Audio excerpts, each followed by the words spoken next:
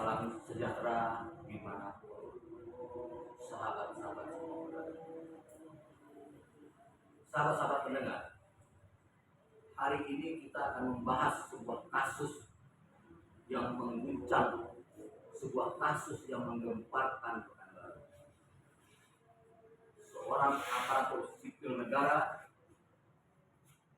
yang bertugas di rumah sakit Unri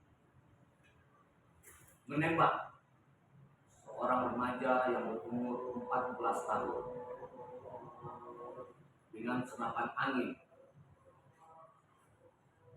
Remaja tersebut bernama Muhammad Ihsan, pelajar kelas 2 SMP yang akhirnya meninggal setelah dirawat 3 hari di rumah sakit.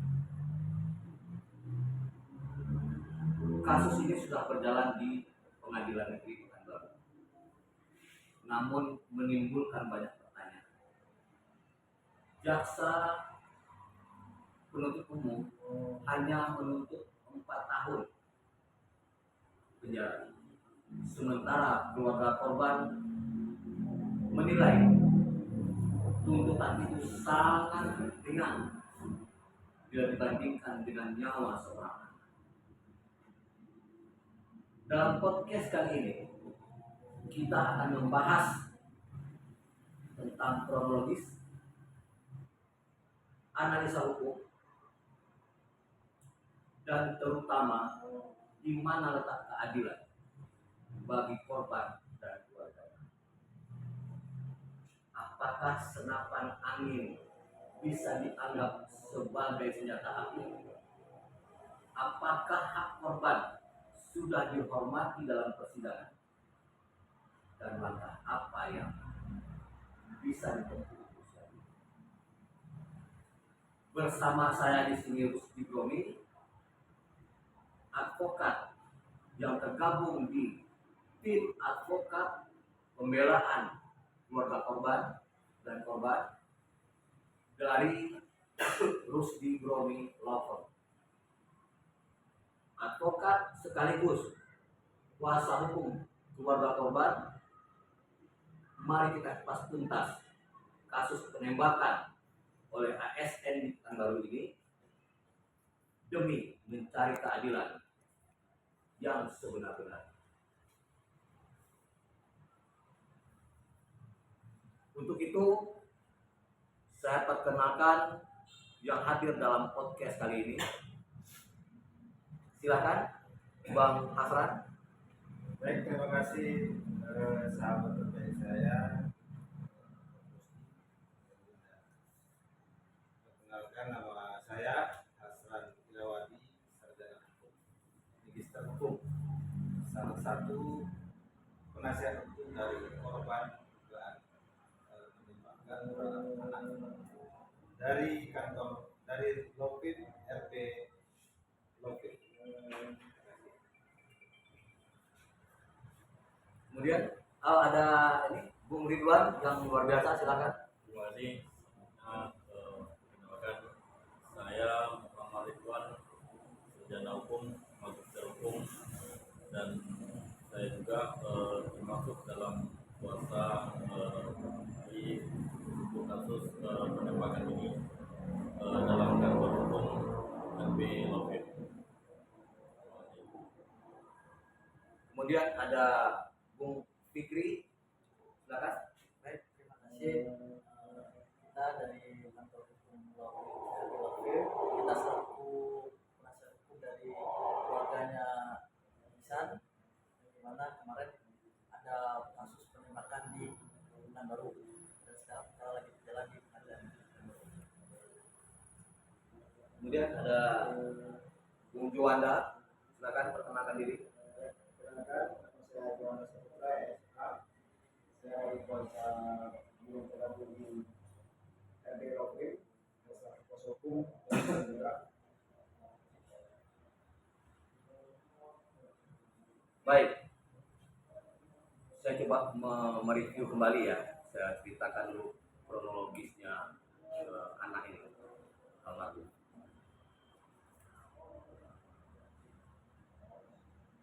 Suatu ketika ketika ada perselisihan antara anak-anak ya dari RT sekian dengan RT sekian. Jadi mereka ini bersepakat untuk bertemu dan berkelahi. Berkelahi bukan tawuran, tapi 1 lawan 1 ini ceritanya. Jadi dicarilah pada tanggal 30 Agustus itu dicari tempat yang sepi sekitar pukul 21.50.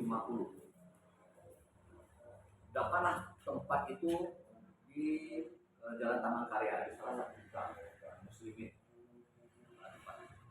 di jalan itu. Nah, ketika itu mulailah mereka ini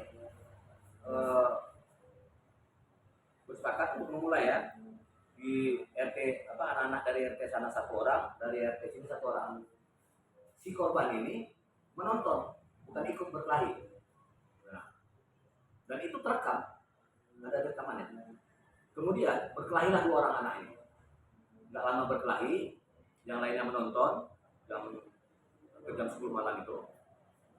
Lewatlah motor lewat ini, mereka sepakat berhenti, dua-duanya berhenti. Dan di lokasi kejadian itu ada penerangan lampu dari rumah terdakwa ini. Berhenti. Nah, pas berhenti itu karena motor lewat ya, anak-anaknya takut. Kemudian terdengarlah suara dari arah rumah yang bunyinya begini. Hei, saya tembak kalian. Sekitar 2 detik kemudian terdengarlah suara letusan senapan. Nah, anak-anak ini lari, ya kan? Kemudian terdakwa ini keluar terlihat. Itulah yang ada di dalam video itu ya. Nah, kita sebagai tim itu baru menerima kuasa dari keluarga korban itu setelah sidang tuntutan dari JB. Pakai sidang yang ke-3 atau yang ke-4, artinya setelah sidang tuntutan dari JB itu yang menuntut terdakwa itu 4 tahun. Keluarga korban merasa tidak mendapatkan keadilan. Mereka mencari siapa yang bisa membantu dia untuk mendapatkan itulah kronologisnya sampailah kita membentuk tim ini. Malam kejadian itu 30 April 2025 jam 21.55 sekitar itu. Dan tersangka ini menembak itu dari balik pagar. Ya. Jadi itu menurut analisa kita kemarin itu kan kesengajaan. Kalau dia hanya untuk menakut-nakuti itu menembak, kenapa tidak menembak ke atas kan gitu. Ini dengan sengaja dia berjalan ke arah pagar, meletakkan senjata tersebut di pagar besi itu dan mengarahkan ke kerumunan anak-anak. Sementara kita tahu di situ ada penerangan. Saya kan nggak cek lokasi, ada lampu. Korban itu ditembak di bagian kepalanya. Tertembak. Nah, korban itu melangkah 1 langkah, ambruk dengan posisi tertentu.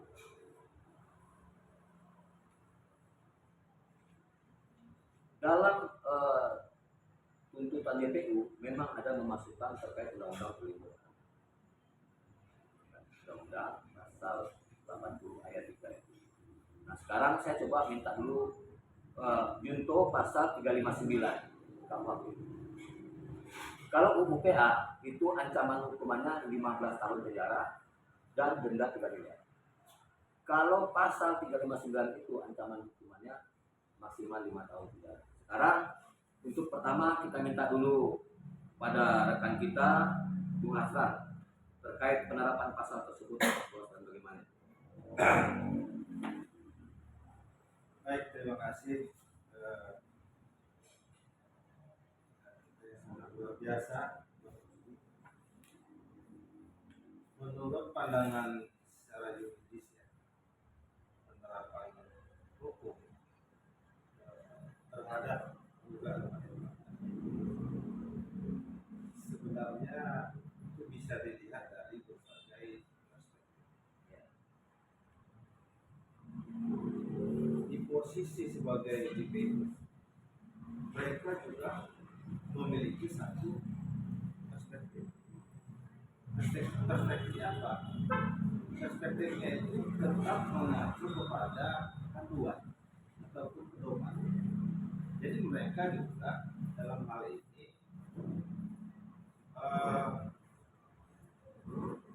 ingin menunjukkan bahwa yang sedang mereka tangani ini harus benar-benar menemui rasa keadilan. Di dalam pedoman dari Jaksa Agung nomor 1 tahun 2022 kalau nggak salah, itu ada pedoman terhadap jaksa sampai berapa tahun jaksa penuntut umum ini bisa melakukan ataupun menerapkan tuntutan. Jadi mereka itu sudah ada pedomannya. Jadi yang kedua diatur juga melalui pedoman jaksa agung itu nomor 24 ya tahun 2022 juga. Jadi di situ diatur mengenai nantinya itu berupa sanksi terhadap jaksa penuntut umum yang apabila terhadap putusan hakim itu diindikasi terlalu jauh dari rasa keadilan. Jadi yang si jaksanya sih ya, jaksanya menuntut ya. ya si jaksanya. Ya. Jadi jaksa ini terikat juga dalam pedoman itu bakalan ada berpotensi untuk dikenakan sanksi. Nah, kembali lagi mengenai penerapan Penerapan hukumnya kan cuma dua nih. ya. Pertama undang-undang provisional. Betul. Nah, yang kedua pasal 359 ya. Oh. Nah, itu. Jadi begini, mengenai penerapan, tentunya juga di sini sepakat ya bahwa di situ sudah diterapkan pasal 32 sudah jelas. Namun dalam posisi pemeriksaan ataupun pembuktian di sini ada semacam kita menduga ya semacam ada ingin menyeluruhkan berupa menyeluruhkan hukum tersebut agar supaya seolah-olah penerapan hukum mengenai undang-undang perlindungan anak ini jangan diterapkan di kita. Kita melihat daripada logika penasihat hukum terdakwa, tentu logika hukum yang kita pakai itu tidak sama. Karena posisi sebagai terdakwa, pihak terdakwa tentu mereka itu ingin bagaimana caranya supaya si terdakwa ini dihukum dengan seringan-ringannya dengan memohon kepada majelis hakim supaya yang diterapkan itu yang 359 kan gitu. Garis bawahnya, underline-nya, kenapa itu mesti ditolak petitungnya? Underline-nya secara subjektivitas. Korbannya siapa? Korbannya anak. Jadi fix dong itu harus tetap diterapkan pasal 30-nya itu nggak bisa diganggu juga karena subjektivitas korbannya jadi anak itu. Ya. Nggak bisa di 359. Jadi artinya kalau dituntut hanya 4 tahun itu bisa saja hakim menilai yang diterapkan itu pasal 359-nya karena ancaman hukumannya kan 5 tahun gitu. Nah, jadi kan menurut Ya. bahasan Gini, di mana posisi undang-undang perlindungan anaknya gitu kan? mengenai tuntutan ini terus terang aja mungkin teman-teman di luar juga ini pasti pertanyaannya tanda tanya yang sungguh besar ya. Namun lagi-lagi sebenarnya jaksa itu jangankan untuk menuntut 4 tahun, Ya. menuntut bebas itu boleh, tapi ada tapinya ini bang. Ya. Tapinya itu salah satunya tidak terpenuhinya unsur bukti yang sah atau tidak tercukupinya alat bukti yang sah, ya. Dan atau tidak ditemukannya alat bukti. Nah, di sini ya boleh aja jaksa, boleh aja jaksa penuntut, seperti yang saya katakan tuntut bebas boleh, tapi ada pengecualiannya. Ya. Menurut 184 tidak terpenuhi alat bukti. Pertanyaannya sekarang kita kaitkan ke perkara yang sedang kita tangani, rekan-rekan. Ini semuanya sudah terpenuhi. Unsur orangnya, unsur mereka bilang sengaja atau lalainya, alat bukti lain dan lain sebagainya sudah tercukupi semuanya. Jadi nggak ada alasan lagi untuk jaksa itu sebenarnya dalam konsep alat bukti yang ini sebenarnya harus dituntut maksimal, Pak Romi. Oke, kenapa begitu?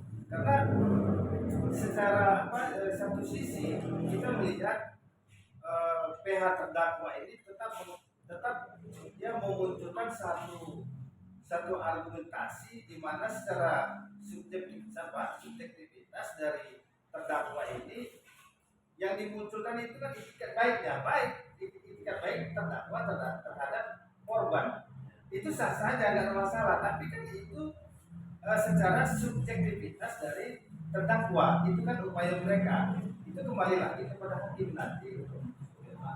Ya, baik. Bagaimana kalau tanggapan Bang Ridwan ini?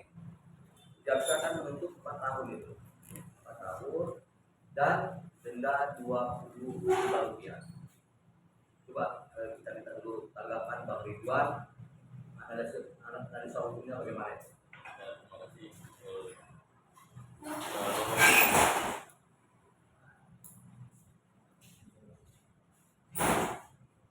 Kalau saya berpendapat ini memang Silakan Bang. tidak ada logika, Gimana tidak ada logika? Kita sudah jelas undang-undang menyatakan pasal 80 ayat 3 ancaman hukuman itu adalah 15 tahun penjara. Ya, dan seringan-ringannya, serendah-rendahnya 5 tahun. Jadi tidak logika, tidak logika. Dituntut cuma 4 tahun penjara oleh JPU dengan alasan kita lihat dalam fakta persidangan yang kita baca dari JPU kemarin, Ya. ada ahli yang dihadirkan. Ahli ini mengatakan ini tidak masuk dalam undang-undang perlindungan anak. Tapi mohon maaf, kita nanti akan ke sana. Yang kita coba minta tanggapan dulu terkait 4 tahun penjara dari Kepala JPU dan denda 20 jutanya. Apakah sudah memenuhi unsur keadilan? Karena yang meninggal ini adalah anak kecil umur 14 tahun. Bagaimana menurut? Ya, dalam logika hukum tadi memang tidak pantas. Tidak pantas karena di bawah undang-undang tuntutan yang dilakukan oleh jaksa. Maka saya dari kemarin tetap bersuara, ini jaksa ini mesti diperiksa, harus dilaporkan gitu, harus diperiksa. Tidak perlu ini kita minggu besok sudah menghadapi putusan. Hari Selasa besok. Kita menghadapi putusan. Kita berharap hakim benar-benar melihat dari kacamata hukum yang benar, di mana penerapan pasal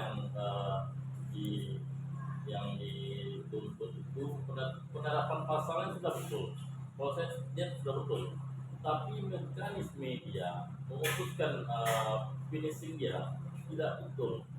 Kenapa tidak betul? Memang tidak boleh dibawa hukuman terendah tuntutannya. Tuntutan terendah itu adalah 5 tahun, 5 tahun penjara. Tuntutan itu 15 tahun, terendahnya 5 tahun. Ini jaksa bisa menuntut di bawah hukuman terendah. Ya. Nah, ini tidak, bagi saya memang benar-benar tidak logika. Benar-benar ya kita menduga ini ada apa? Ya. Ada apa? seperti mekanisme saya lihat kemarin tuh setelah saya lihat videonya yang beredar, kita telusuri dari pengacara terdakwa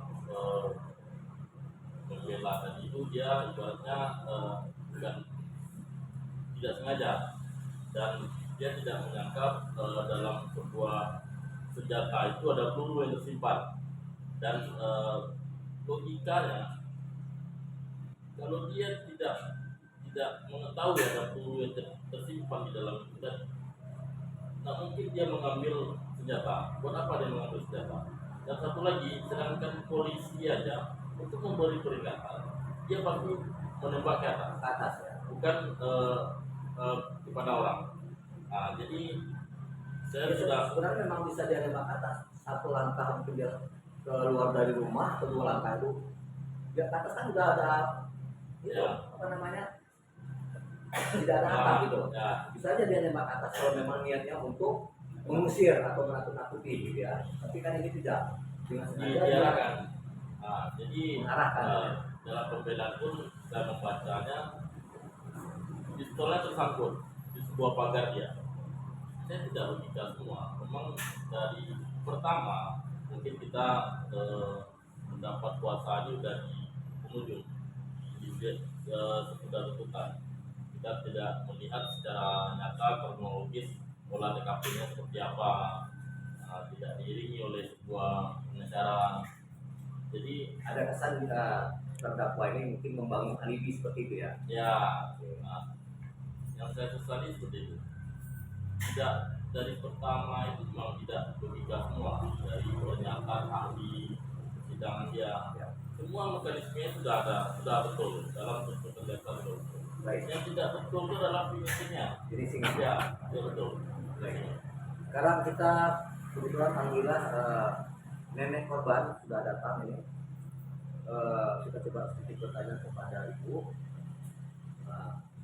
Selama persidangan ini, Bu, karena itulah yang mengikuti dari awal persidangannya, apakah ibu pernah menyuarakan keluh kesah ibu dalam persidangan itu? Assalamualaikum warahmatullahi wabarakatuh. Sidang pertama kemarin itu saya hanya dijadikan saksi, saya dan anak saya bisa. Cuma ada beberapa poin aja yang disampaikan. Ya. Itu pun tidak semuanya saya sampaikan. Ada lagi anak-anak yang tidak, sedikit aja yang saya sampaikan yang saya tahu. Sedikit. Ada ibu bersuara di pengadilan itu? Sidang kedua, sidang ketiga ada. Memang tidak ada. Tidak ada. Soalnya dari awal dari kepolisian saya sudah menyerahkan semuanya ke hukum. Soalnya kan saya ini korban, jadi saya serahkan semuanya ke hukum sesuai jalur hukum. Cuma itu yang saya keluarkan di kantor polisi juga. Ya, artinya begini, cucu ibu sudah tertembak, meninggal. Ya, memang kita tahu ya, dari pihak keluarga korban itu memang sudah diwakili oleh jaksa ya. Walaupun sebenarnya ada ketentuan keluarga korban, ada ketentuan undang-undang dan keputusan MK juga bahwa keluarga korban itu berhak didampingi penasihat hukum. Supaya lebih maksimal dalam menyuarakan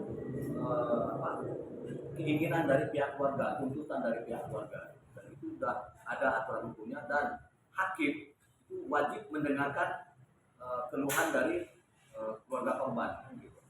Jadi karena itu dari awal tidak didampingi pengacara, dan mungkin karena itu dan tidak ada yang mengarahkan juga Bu ya, bahwa apa yang itu. Sidang ketiga itu tuntutan 4 tahun itu saya langsung menelpon yang kemarin polisi itu, Ya. yang menangani DP-nya.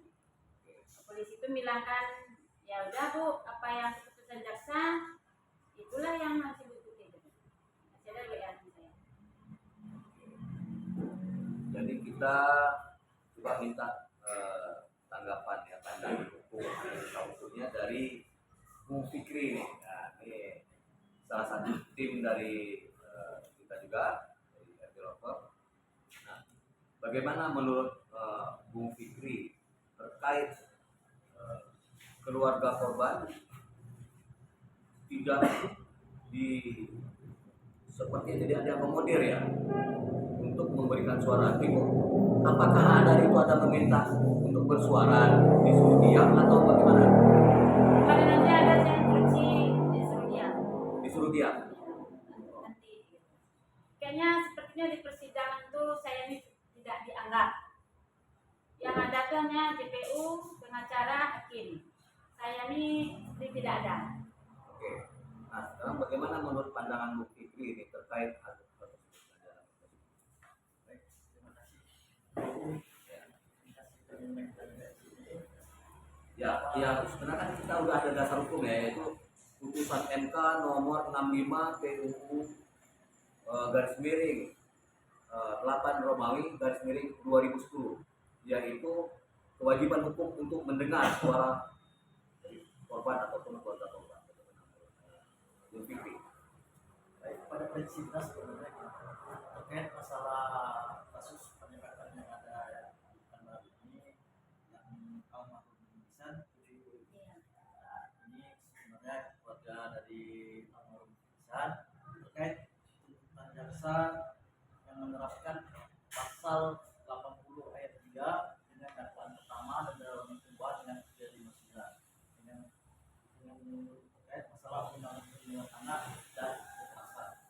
Nah, mungkin persidangan sudah lanjut ya, sudah hampir putusan ya. Mungkin ibu ini mewakili dari keluarga korban juga bahwasanya putusan jaksa itu jauh dari rasa keadilan karena jaksa menuntut dengan 4 tahun ya, Ya, 4 tahun jadi 4 tahun denda 20 juta. denda 20 juta dan itu jauh dari rasa keadilan bagi keluarga korban. Makanya kami hadir di sini sebagai penasihat hukum dari keluarga almarhum Ihsan dengan menuntut terkait masalah jaksa yang jauh dari rasa keadilan. Karena kalau kita berbicara hukum dan berbicara analisis hukum, bahwa jelas di dalam undang-undang itu ancamannya dari 15 tahun dan 359 itu terkait kekerasan itu ada 5 tahun maksimalnya. Maka dalam hukum pidana biasanya itu dikalkulasikan dari 15 tahun tambah menjadi 5 tahun. Nah, disitulah dari kalkulasi itu baru dianggap jadi putusan dari putusan jaksa untuk menilai 15 tambah 5 baru dikuranginya itu. Nah, kalau kita melihat dari sini bahwasanya ini ya kita nggak apa ya, kita menduga aja di sini seakan-akan ada permainan antara terdakwa dan jaksa dan sebagainya kan gitu. Karena di sini jauh dari rasa keadilan. Karena tuntutan 4 tahun itu yang mengakibatkan orang meninggal, apalagi anak, itu jauh dari rasa keadilan. Bahwasanya seharusnya jaksa menuntut terkait perkara ini yaitu seharusnya lebih dari 4 tahun. Karena di sini ada indikasi pembunuhan juga menyebabkan orang kematian. Seharusnya jaksa di sini harus menyimpulkan lagi terkait masalah pembunuhan ini pasal 38. Karena harus dikaitkan juga terkait masalah pidana menyebabkan orang meninggal. Makanya kami di sini ada indikasi di sini jauh dari rasa keadilan tuntutan jaksa. Ya, artinya karena yang meninggal ini adalah anak-anak, gitu kan? Kenapa jaksa tidak menuntut jika perlu nih? Kenapa tidak maksimal aja? Gitu? Kan gitu. Supaya apa? Ada efek jerah supaya besok anak-anak Indonesia ini ke depannya bisa dapat kita jaga bersama gitu. Tidak ada lagi orang semena-mena untuk memperlakukan anak-anak sebagai objek kemarahan mereka sehingga menyebabkan meninggal pada anak-anak. Kenapa nggak tidak dituntut maksimal gitu ya? Ini yang menurut saya. Nah, sebenarnya gini, sebenarnya tugas dan fungsi dari jaksa itu adalah menuntut. Ya, dia diambil alih sama negara. Tugas dan fungsinya itu menuntut terdakwa yang ada di pengadilan. Itu adalah salah satu tugas dan fungsi dari jaksa. Nah, terkait masalah tuntutan, sebenarnya itu jaksa berhak untuk menilai bahwa tuntutan. Cuma dari kacamata hukum dan berdasarkan fakta-fakta persidangan bahwasanya di sini memang jaksa jauh sekali untuk dengan pasal yang diterapkannya. Nah, makanya kami di sini mengawal perkara ini dari Film, khususnya dari Film, untuk mengawal perkara ini biar mendapatkan keadilan bagi keluarga korban. Makanya kami menilai dan kita menunggu putusan di hari Selasa ya.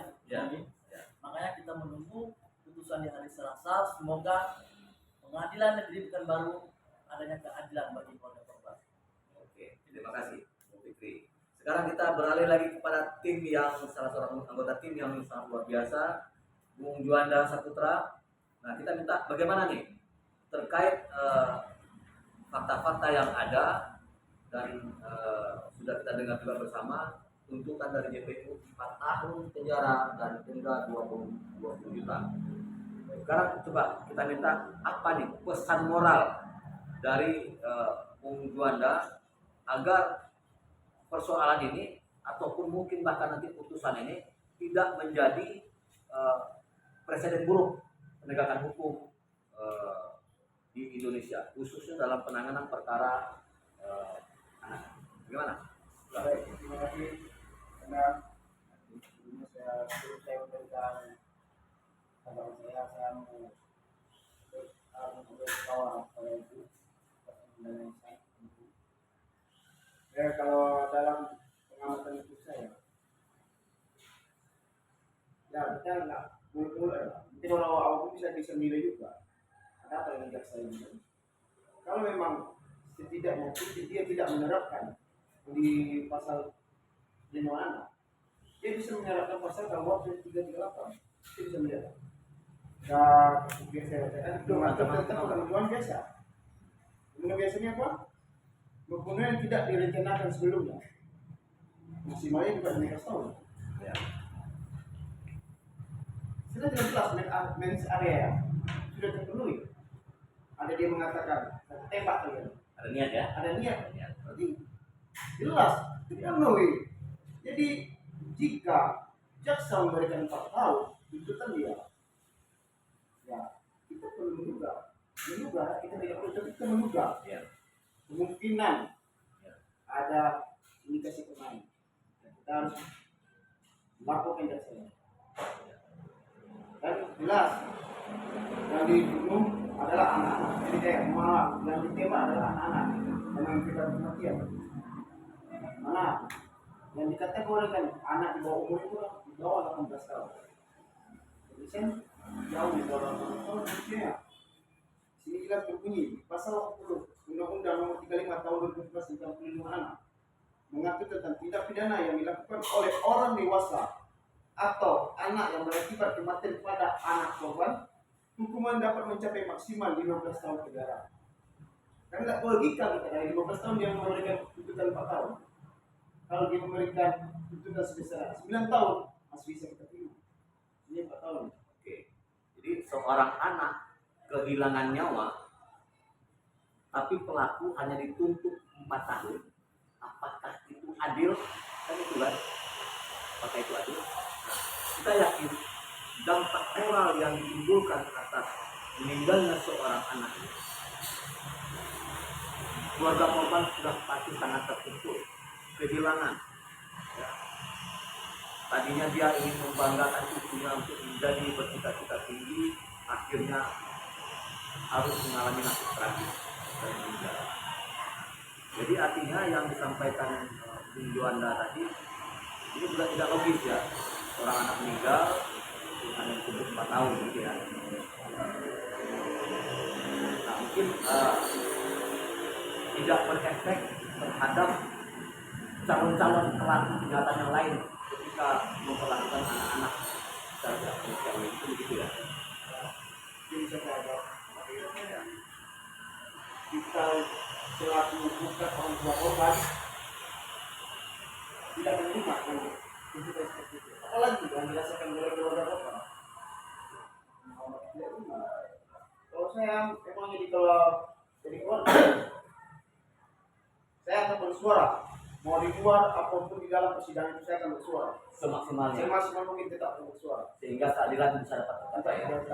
Tetap keadilan harus didapatkan oleh rakyat yang membutuhkan keadilan. Ya walaupun kita tahu keadilan itu sendiri tidak ada dalam undang-undang ya ataupun dalam buku, tetapi minimal mulai dari tuntutan jaksa penuntut umum sampai nanti mudah-mudahan hakim juga memutuskan agar mendekati keadilan atau rasa keadilan itu muncul bagi keluarga korban. Oke baik, terima kasih Bung Johan. Kita kembali lagi ke Bung Hasran ini. Kita mendengar tadi bahwa tuntutan jaksa penuntut umum itu penerapannya terkait undang-undang perlindungan anak.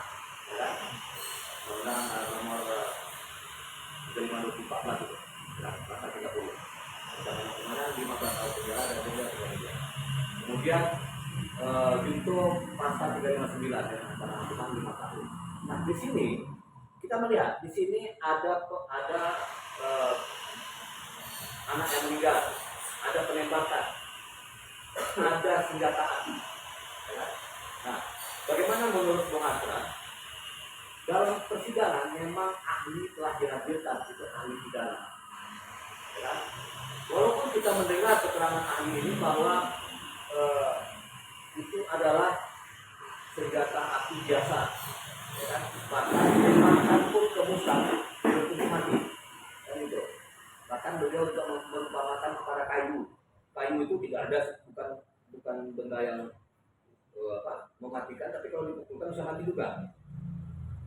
Sehingga penerapan pasalnya itu tidak ada spesifik tentang senjata api. Karena menurut Bung Hasan, apakah seorang ahli pidana layak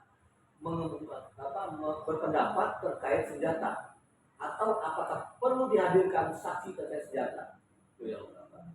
Kemudian kita tahu senjata api itu klasifikasi bagaimana, dan apakah senjata api bertekanan tinggi, ya kan?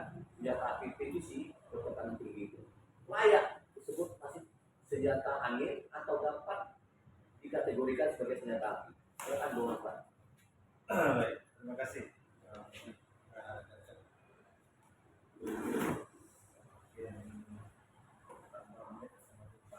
Ya. Tadi sebelum saya ke sana,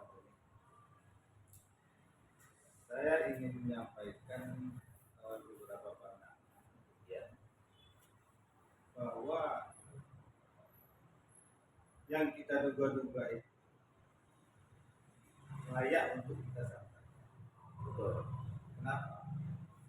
Kalau dirunut dari awal, dari kronologi peristiwa hukum, jelas di sini kita menduga penegak hukum, dalam hal ini oknum kepolisian atau kejaksaan, ini tidak serius dalam menangani perkara ini. Kenapa demikian?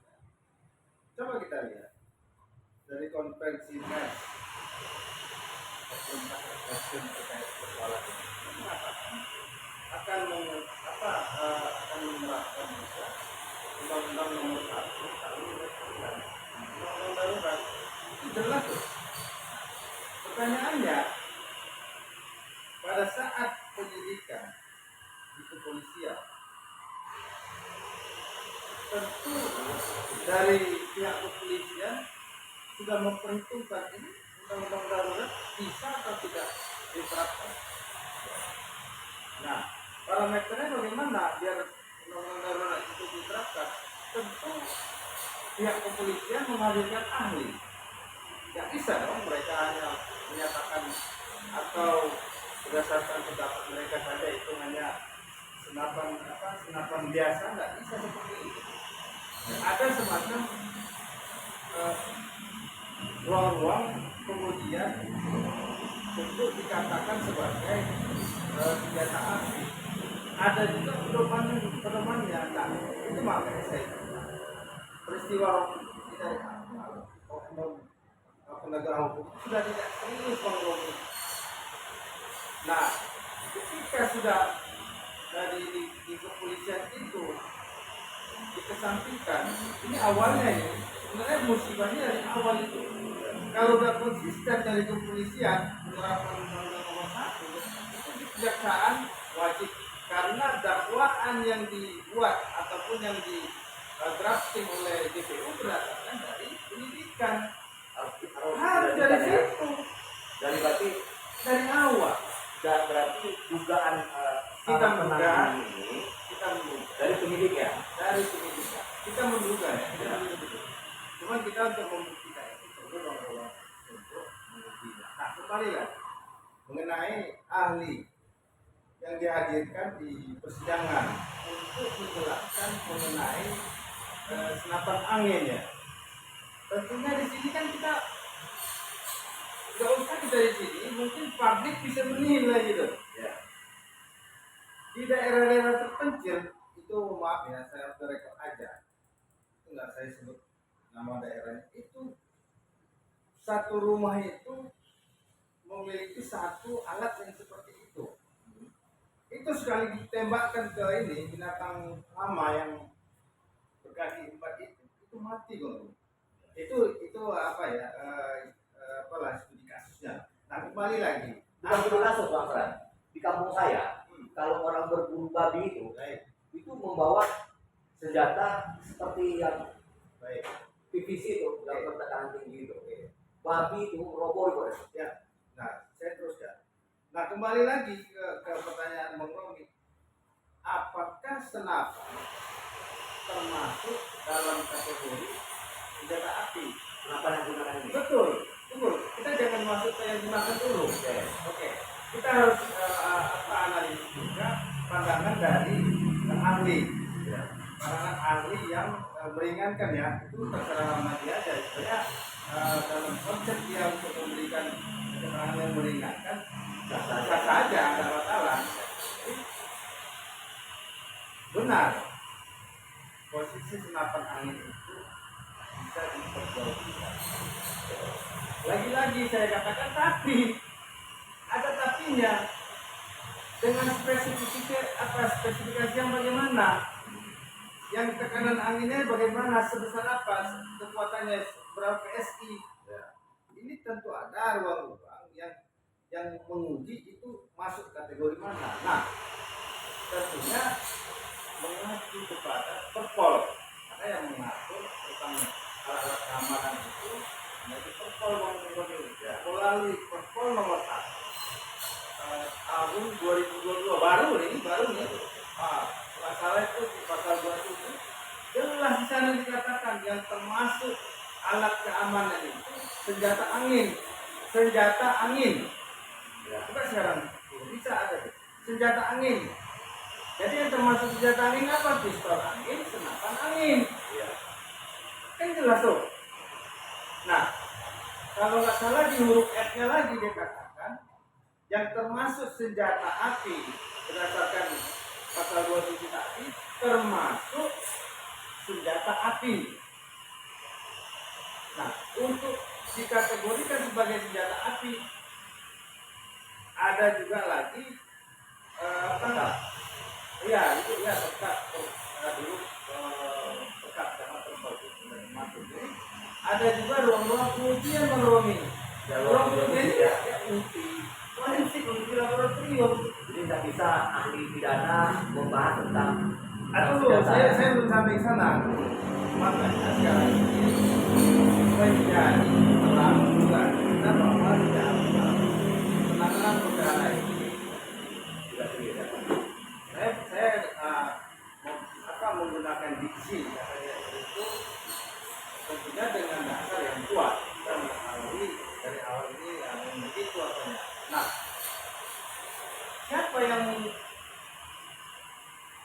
yang berwenang ataupun yang berkompeten untuk mengatakan ataupun untuk mendalilkan senjata angin senapan angin yang digunakan terdakwa untuk menembak itu masuk ke kategori senjata api, itu ada ruang pengujian tadi melalui uji laboratorium forensik dan lain sebagainya. Dan ahlinya pun harus ahli pidana, kalau ada ahli senjata. Dan lagi setelah diuji juga senapan ini masuk lagi ahli ecat yang memberatkan. Pertanyaannya sekarang bagaimana?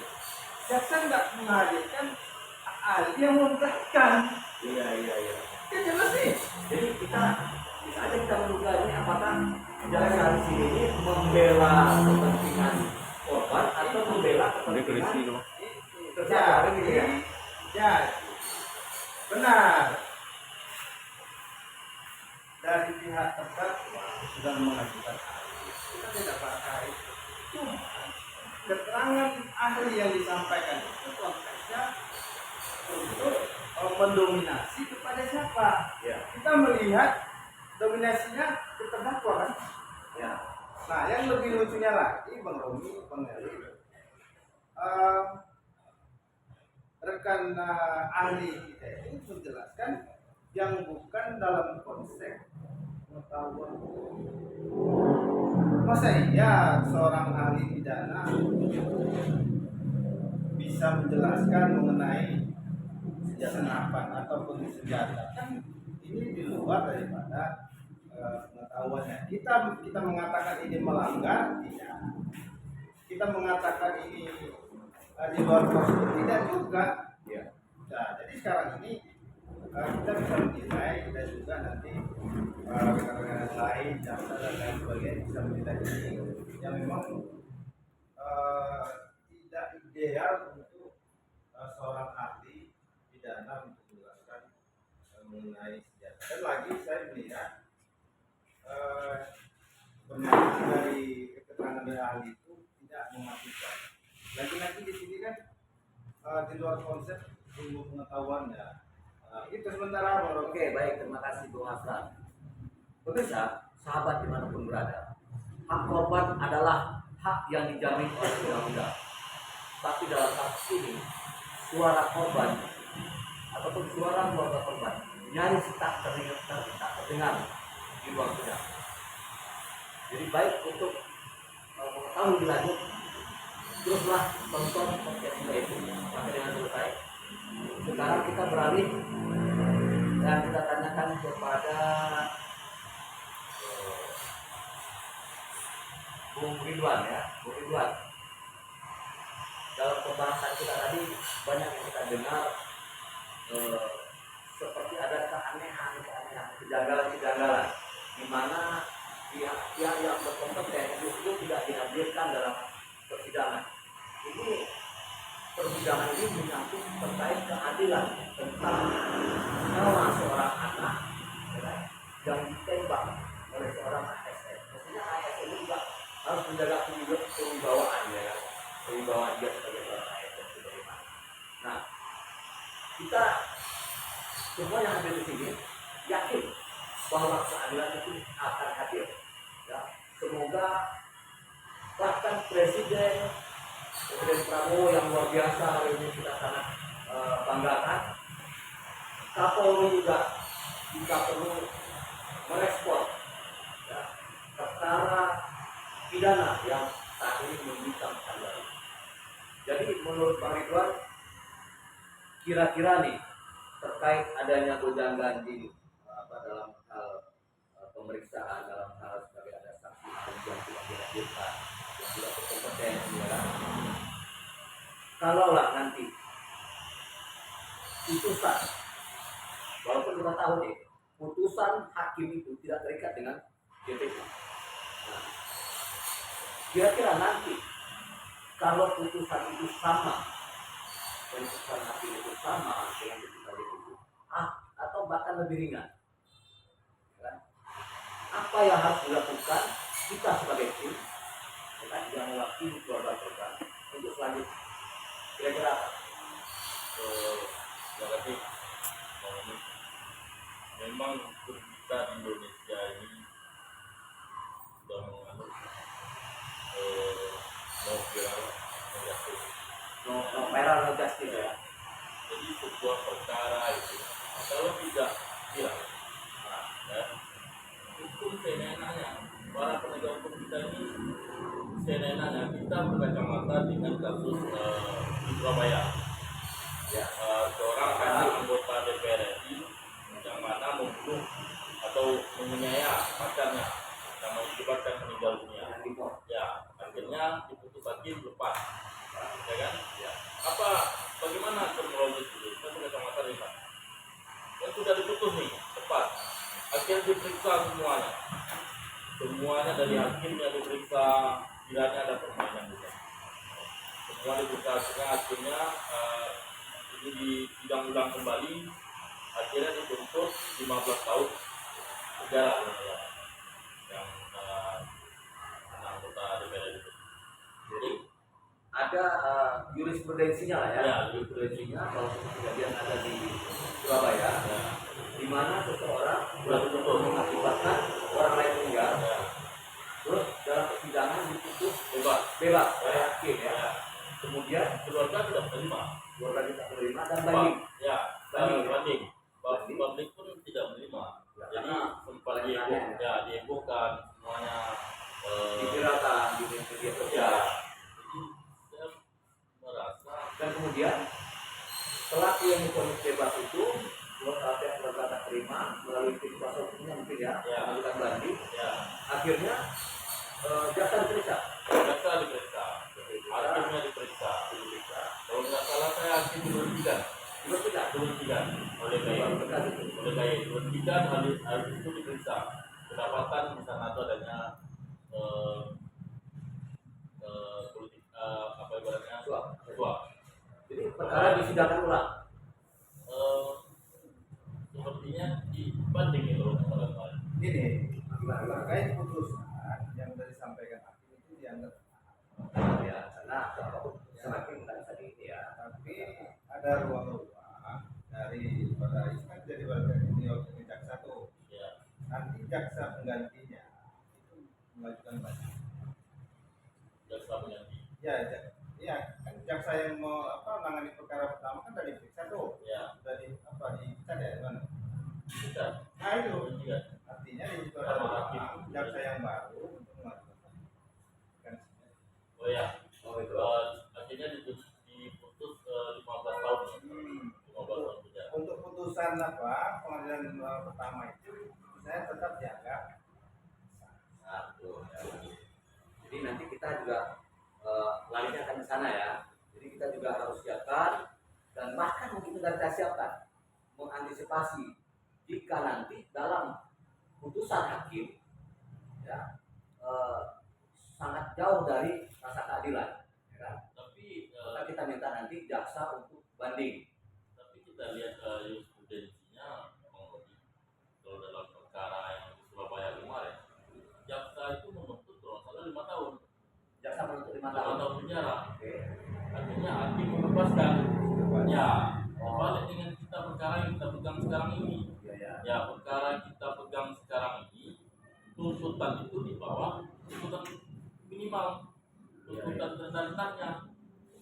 Jadi dari pertama saya pun sudah berhadapan dengan jaksa langsung atau jaksa kemarin. Ini memang tidak betul, jauh dari rasa keadilan. Tuntutan yang diberikannya itu, dia ibaratnya dia barometernya apa gitu? Ya. Dia menuntut 4 tahun itu barometer hukumnya apa? Iya ya. Nah, sedangkan Dasar-dasarnya apa ya? dasarnya apa? Oke. Gitu. Jadi seakan-akan tidak ada artinya nyawa. Ini anak. Ya. Anak ini adalah cikal bakal bangsa dan negara ini. Generasi penerus ya, generasi harapan lah ya. Ya. Jadi saya berharap sekali jaksa itu memang wajib diperiksa duluan. Wajib diperiksa jaksanya, tapi kita waktu sudah sangat sempit, ruang kita sangat sempit. Bagaimanapun kita berharap hakim benar-benar memberi rasa keadilan lah, bukan baru rasa keadilan. Jadi sesuai dengan undang-undang berlaku, sesuai dengan undang-undang berlaku yang dituntut oleh yang diputuskan oleh hakim besok. Seandainya kita berandai-andai, seandainya hakim memutus sesuai dengan Tuntutan DPU tuntutan JPU atau malah lebih ringan. atau di bawahnya, Ya. ya kan? Kita akan berupaya terus, berupaya langkah hukum yang kita minta tadi itu. Pertama, kita banding tidak bisa. Ini yang Kita minta jaksa lah. Ya, Kita minta jaksa untuk banding. tapi kita harus periksa dulu kesalahan dari pertama ini harus kita dapatkan dulu kesalahan dari jaksa yang menghadiri persidangan ini. Tapi kan sudah jelas itu. Yang jelas yang ketimpangan yang kita lihat ya. Ini Bang Romi, jaksa kalau kita banding jaksa, ya kan, jaksa banding. Kalau hukuman itu misalnya cuma sesuai dengan tuntutan, apa yang dibandingkan jaksa? Iya, betul ya. Jadi jaksa menuntut 4 tahun, nanti diputus juga 4 Ya. tahun, berarti kan sudah terpenuhi ya. Ya, Sudah terpenuhi apa yang diminta jaksa kan gitu. betul. Nah, Kira-kira menurut Bung Fikri terkait hal itu, apalagi harus kita minta pada jaksa untuk banding ketika putusan yang diajukan oleh jaksa 4 tahun ternyata diputus oleh hakim, berarti kan sudah terpenuhi apa yang dituntutkan jaksa. Kira-kira apa langkah yang akan diambil oleh kita sebagai tim untuk memperjuangkan keadilan terhadap keluarga korban? Mungkin terkait masalah ini Ya. mungkin kalau jaksa menuntut 4 tahun, hakim memutuskan juga 4 tahun, tapi kan kita nggak bisa juga melakukan cuma langkah-langkah yang kita lakukan. Yang pertama, kita akan melaporkan jaksanya ke dewan pengawas. Yang kedua, kita akan melaporkan hakimnya ke komisi judisial, kita akan membuat ke mahkamah terkait proses perkara ini dan putusan Gitu. Jadi kita tidak perlu lagi meminta jaksa untuk banding. Nah, terkait masalah proses banding itu kan adalah tugas dan fungsi dari seorang jaksa, karena dia diberi negara untuk mewakili untuk melakukan proses banding untuk membela korban. Nah, mungkin kita bisa juga menghormati kejaksaan, khususnya kejaksaan yang kita tahu apabila hakim memutuskan 4 tahun, itu kita bisa menghormati jaksa untuk melakukan banding. Kalau banding nggak bisa bicara sesuai dengan ketentuan jaksa. Nah, paling kita akan melatih ke kejaksaan agung dan dewan pengawas kejaksaan dan hakim itu juga kita akan lakukan melaporkan ke komisi judisial terkait putusan 4 tahun dan kita akan menyuarakan mahkamah agung. Jadi artinya untuk banding tidak ada lagi, cuma pemeriksaan yang ada gitu. Nah, kalau terkait masalah banding itu kan hak yang diberikan oleh kejaksaan Sudah terpenuhi ya. Kecuali tuntutannya di bawah. benar. Jadi ya, putusan di bawah tuntutannya. Oke. Kalau di bawah putusan jaksa wajib banding. Karena kan dalam undang kejaksaan, dalam undang kejaksaan, uang dari putusan dia wajib banding. Tapi kalau hakim memutuskan 4 tahun, berarti sesuai dengan Ya. Ya, gimana menurut Iwan? Langkah apa yang ditentukan nanti ketika benar-benar terjadi apa yang dituntut oleh JPU selama 4 tahun itu dan denda 20 juta dikabulkan oleh majelis hakim? Apakah itu sudah pasti jalan untuk banding tertutup? Itu kan formal hukumnya gitu kan. Nah, langkah apa lagi yang kita harus tempuh? Apakah kalau untuk menyidangkan ulang otomatis kan harus banding? Nah di sini mungkin kita berharap kemarin-kemarin kan kita sudah sampaikan di nota keberatan yang pertama, nota keberatan yang kedua, ya kan? Kita juga minta bahwa kita sebagai tim kuasa hukum korban untuk tercatat dalam persidangan gitu, bisa ikut menyampaikan bersuara di dalam persidangan. Tapi ternyata dalam perjalanan kasus itu sedikit ada kekeliruan soal penomoran tadi, ya kan? Mungkin selama ini hakim tidak mendengarkan kita, tidak menganggap kita karena nomor perkara yang kita sampaikan dalam nota keberatan itu, walaupun nota keberatan nomornya sama dengan nomor perkara yang dalam tuntutan JPU, kita kan keberatannya atas tuntutan JPU nih, otomatis pedoman kita nomor perkara yang ada dalam tuntutan JPU, ya kan? Kalau saya tidak salah itu nomor berapa? 697 ya? 759. Ya, yang ada dalam jaksa penuntut umumnya 697. Yang benar itu kan 759. Nah, bisa aja nanti hakim berdalih bahwa nota keberatan tidak pernah sampai gitu karena nomor perkaranya berbeda. Walaupun substansinya ada di situ kita sebutkan terkait penembakan anak, ya kan? Tetapi nanti bisa aja hakim menyebut bahwa ini perkaranya berbeda nih, namanya salah kan? Ya? Jadi apa yang harus kita lakukan ketika putusan hakim sudah sama seperti dengan tuntutan jaksa?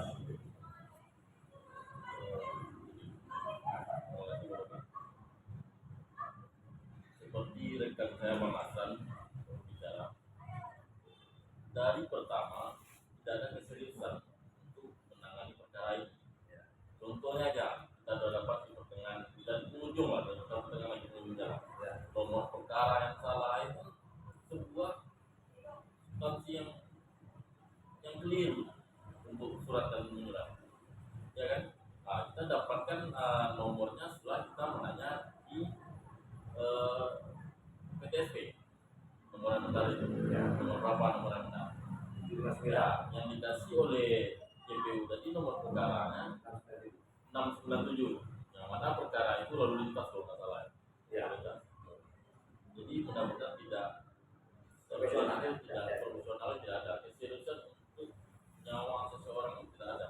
Saya berharap sekali, ini perkara ini sudah sampai ke pusat, sampai dengan pemimpin kita yang di pusat sana, di DPR, di DPR, di Komisi 3. Sebelum kita berharap kalau memang putusan besok diputus juga atau diundur 1 minggu lagi, kita berharap ini benar-benar terbuka dulu. Ini perkara bukan perkara yang remeh-temeh gitu. Ini sudah menghilangkan nyawa seorang anak itu. Jadi saya berharap sekali dengan kita diskusi pada sore hari ini sampai nantinya ke kanda-kanda kita yang ada di Komisi 3 sana. Artinya begini ya, Muhammad Ihsan ini kan umur 14 tahun, masih kecil ya, tewas ditembak oleh AS. Artinya ini bukan perkara yang sepele ya. Nah, kita berharap hukum itu betul-betul hadir ya, untuk membela orang-orang yang lemah, Ya, untuk membela korban, ya. gitu ya. Nah, sekarang kembali ke Bung Hasran ini. Ini kita memperjuangkan keadilan untuk korban ini, bukan berarti kita ada unsur dendam, tidak. Kita setuju untuk menegakkan keadilan berdasarkan fakta-fakta yang ada, kan gitu. Bukan dendam, tapi kita berharap, dari sini kita berharap kepada majelis hakim dan kepada jaksa penuntut umum untuk menegakkan hukum yang seadil-adilnya. Kita berharap kepada majelis hakim yang terhormat untuk menggali nilai-nilai keadilan yang ada dalam fakta persidangan, yang ada dalam perkara ini, agar almarhum dan keluarga korban mendapatkan keadilan, mendapatkan rasa keadilan, gitu ya. Nah, kembali lagi, ini sudah agak di penghujung. Kita sudah jelas tadi apa yang kita harapkan, apa yang kita anggap belum puas ya, ada kejanggalan dalam persidangan juga secara formalitasnya. Sekarang Bung Hasran,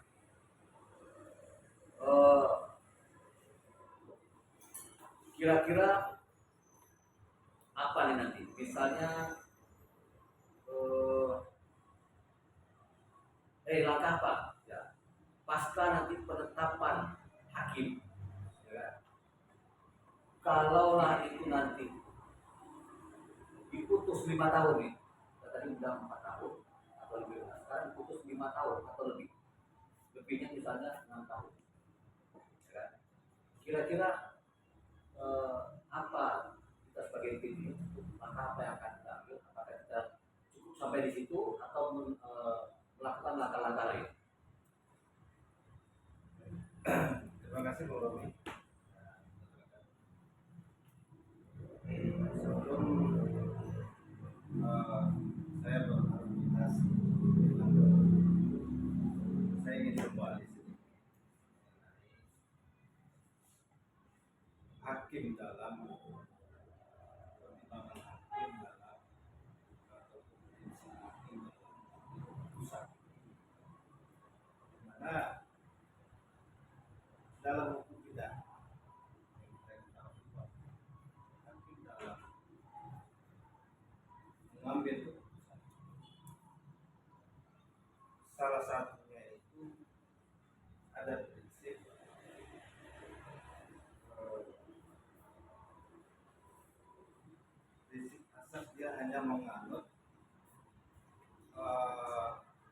positif, Wetherland positif conviction. Jadi hakim itu dalam memeriksa, memutus perkara, dia hanya mempertimbangkan bunyi-bunyi pasal yang sudah baku dalam. Yang kedua ada namanya conviction rationale evidence.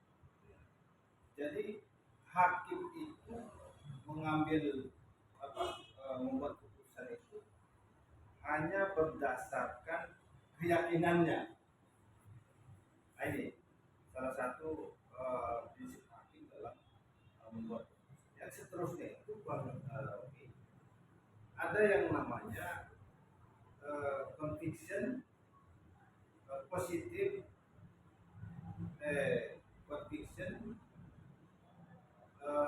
positif Wetherland evidence.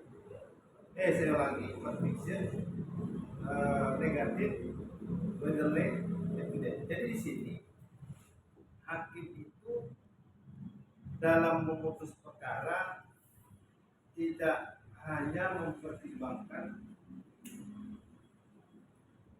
bunyi pasal-pasal yang sudah baku di dalam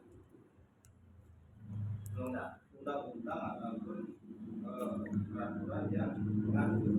Jadi nanti kita bisa prediksi dari penanganan proses perkara ini, kita bisa prediksi mana konsep yang digunakan oleh hakim berdasarkan fakta-fakta persidangan yang terungkap. Nah, misal hakim hanya bisa mempertimbangkan keputusan hanya menggunakan prinsip conviction positif Wetherland evidence. Ini kuat kemungkinan bagi terdakwa tidak memenuhi rasa keadilan. Karena di situ baku kan, artinya hakim akan menuntut sesuai dengan sanksi pidana yang ada di 80 ayat 3 maksimal 12. Kalau hakim hanya menggunakan rasionalnya, keyakinannya, itu 3 tahun lagi. 3 tahun lagi di kompromi. Artinya hakim bisa saja mengambilkan semua alat bukti ataupun fakta-fakta persidangan berdasarkan yang kompromi protes keras kemarin. Itu berbahaya. Benar kata Bang Robi, itu bisa aja tidak berlebihan. Yang ketiga, conviction negatif Wetherland evidence. Nah, yang sering saya baca, hakim dalam memutus perkara di Indonesia ini poin ketiga yang negatif Wetherland. Jadi kita lihat nanti konsep seperti apa hakim yang digunakan hakim untuk memutus perkara. Kembali lagi mengenai apa upaya selanjutnya yang bisa kita di kompromi sudah dijelaskan secara jelas ya. Yang sebagai dasar terhadap korban dalam upaya. Artinya di sana jelas bahwa saya ingin boleh ya berbeda pendapat dengan Bung Fikri bahwa kita sebagai terdakwa bisa mengupayakan secara konsisten jaksa penuntut umum mengajukan. Dasarnya apa? Dasarnya ada di pasal 67 kalau nggak salah. Walaupun itu nanti diputus saya bisa dibuka di 2 terhadap putusan hakim yang tidak bisa diajukan banding itu hanya terhadap putusan yang bebas demi hukum dan lepas. Ini yang nggak bisa diajukan banding orang ini. Oh, gitu ya. Iya, tapi kalau misalnya JPU menuntut 4 tahun atau 4 tahun, terus hakim memutus 4 tahun juga, ini kompetensi jaksa untuk mengajukan banding itu tidak. Kemudian lagi dari permohonan yang kita sampaikan, apakah jaksa mau? Kan itu persoalannya sekarang ya. Intinya dari pihak keluarga korban melalui tim hukumnya Iya. meminta Kita tetap artinya di Bisa, ya? sini kita tetap mendorong jaksa penuntut umum agar walaupun nanti putusannya sama ataupun di atas, walaupun dia nanti di atas kita masih itu jauh dari rasa keadilan, tetap bisa kita tugas kita kita bisa mendorong jaksa untuk mengajukan banding. baik. Ya, gitu. Terima kasih Bu Masran, luar biasa kita semua hari Dan ini. sedikit lagi mau Robi Iya, supaya silakan. supaya kedepannya juga ataupun menunggu hari beberapa hari lagi ya putusan hakim ini. Yang pertama, dalam kesempatan ini melalui yang dilakukan bermohon kepada jaksa jaksa agung, dalam ini masih yang terhormat Bapak Burhanuddin ya. Ya. Yang selanjutnya kepada hakim ya, Mahkamah Agung, supaya atas perhatian publik terhadap persoalan ini kami memohon supaya ada kiat-kiat atau ada atensi dari Bapak terhadap persoalan ini. Itu yang bisa disampaikan. Terima kasih Bang Romi. Ya, baik, terima kasih luar biasa pada sore hari ini dalam podcast kita di sore hari ini. Intinya dalam pembicaraan dengan kawan-kawan tadi, pertama kita meminta itu yang jelas majelis hakim menolak ya, atau tidak sepakat dengan tuntutan JPU. Karena mengingat ini adalah seorang anak umur 14 tahun yang tewas ya, karena terkena tembakan seorang ASN lagi, ya, di mana ASN menjaga martabat dia sebagai seorang ASN. Kemudian dalam penerapan Undang-Undang Perlindungan Anak yang di mana ancaman hukumannya 5 tahun, denda 3 miliar. Dan kita juga hakim mempertimbangkan terkait undang-undang darurat, ya, di mana undang-undang darurat tersebut tidak dimasukkan oleh JPU dalam dakwaan, ya. Nah, kita di situ juga berharap hakim menggali keadilan yang nilai-nilai keadilan dalam memutuskan perkara tadi. Karena kita sebagai sesama manusia, negara juga harus hadir untuk menyelamatkan anak-anak Indonesia.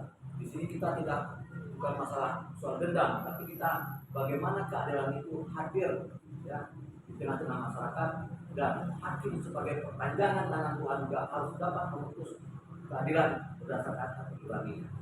Ya.